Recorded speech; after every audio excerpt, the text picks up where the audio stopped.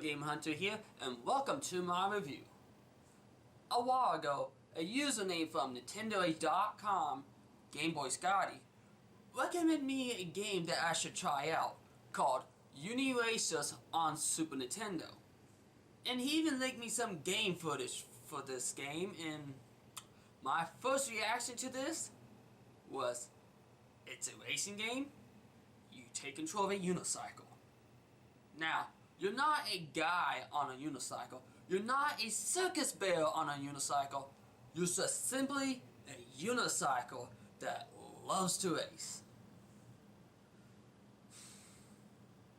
And after seeing this, I just told him, if I come across this game, I'll give it a try. Many months later, I did find this game at my local Red Toy game shop for $5. Now, did I make a good investment? Let's find out. Now, to start things off, like some of the games I reviewed in the past, this is one of those games that to know the story, you have to read the manual. But since this game is really nothing more than a racing game, there's really no need for a story. But I'll give you a short description what this game is about. Basically, a Unigod got sick of creating new planets and asteroids for his universe.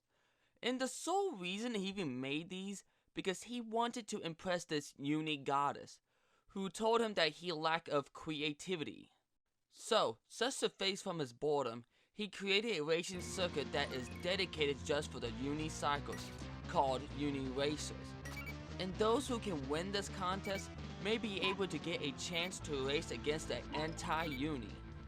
Now, who is this anti-uni? I don't have a clue, because there's no description of him in the manual. And I should also mention I was unable to beat this game, and I'll explain why later. Now, for those who are first-time players, you have two options. When you get to the main menu, you can either continue through one-player mode and play the game with the existing profile already made into the game, or you can create one. To create a profile, go to Options and select Define Player and select what profile you want to delete and create your own. Now, letting you guys know, depending on what profile you delete, whatever unicycle color that profile had, that will be your unicycle color. But it doesn't really matter what color your unicycle is, because they all play the same. It's just how well you use them that matters. Now, once you finish creating your profile, you're now able to save your progress in this game. Now that's done, you can now select what tour you want to go on. You start out with only 4 tours. You can unlock 2 more tours after you win all bronze medals. And to unlock the last 2 tours, you have to win all silver medals in each tour, including the ones you just unlocked.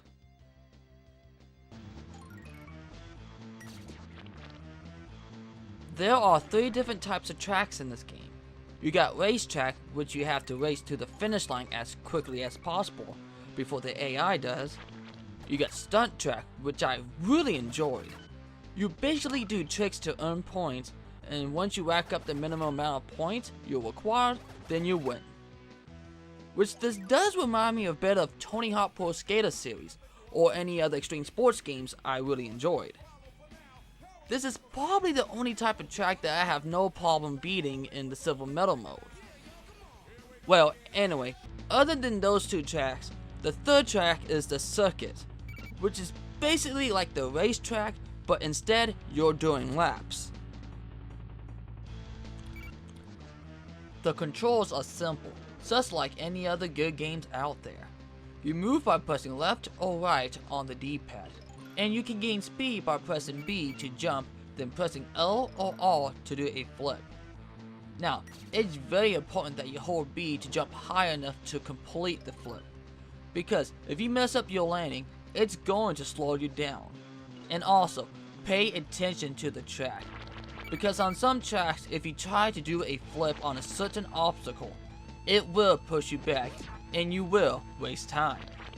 Now, other than that, to brake, you press Y. Now, rest of the buttons are your stunts. When you're in the air, pressing A will make you spin, and pressing X will make you do a Z flip. Now, letting you guys know, if you're going to perform the Z flip, make sure you hit this button twice, or you won't complete the trick. The gameplay is actually pretty good. The game kind of feels like I'm playing a Sonic game, because of the way the tracks are made and the speed of the game. Part of me wonders, did the game developers get inspired by the Sonic series and decide to make their own little version on Super Nintendo? If so, they're really not showing it. Now, the reason I'm saying this, because when you create your profile, like I mentioned earlier, you cannot name your profile Sega or Sonic. Because if you do, a message will pop up and say, not cool enough. Now, that wasn't very nice. What if there's a kid out there named Sega or Sonic? I mean, I don't know what kind of parents will name the child that. But he puts his name in this game, and he sees this mean old message popping up telling him he's not cool. Now, that is really being a dick. Now, one thing I really like to mention, which I did mention this earlier in this review, but I feel like I need to go in great detail, is that you really need to pay attention to the tracks and memorize them as best as possible. Because there is no way you're going to beat this game in 1 or 2 hours. The reason I'm saying this, because this game really starts out really easy in the bronze difficulty. And you can breeze right through the first 6 tours without any problems. But once you play on the silver difficulty, it's a whole new ball game. Which I have no problem making the game a little more challenging by increasing the difficulty. But to me, I thought they increased it a little too much.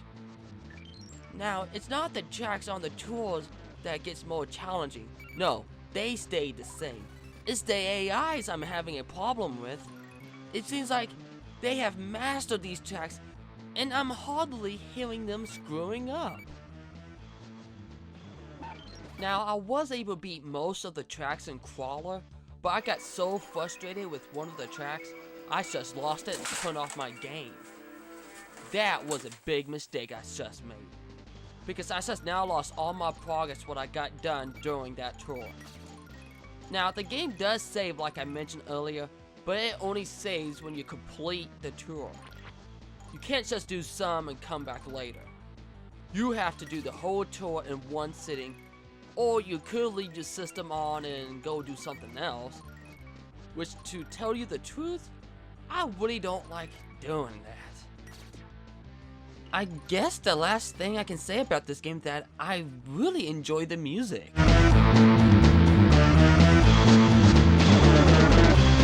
It has a good rockin' tune, and I think fits very well with this game.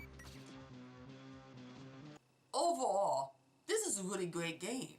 If you're a Sega guy looking for a fast game on the Super Nintendo that can maybe match up to Sonic speed, then I can totally recommend this game. It's just, the only downside I found in this game is the difficulty, but that could be just me sucking at racing games. Well, that's it for today. I'd like to thank Game Boy Scotty for recommending me this game. And if you have a little more time on your hands after watching this video, please check out Game Boy Scotty's channel down below. And until next time, goodbye.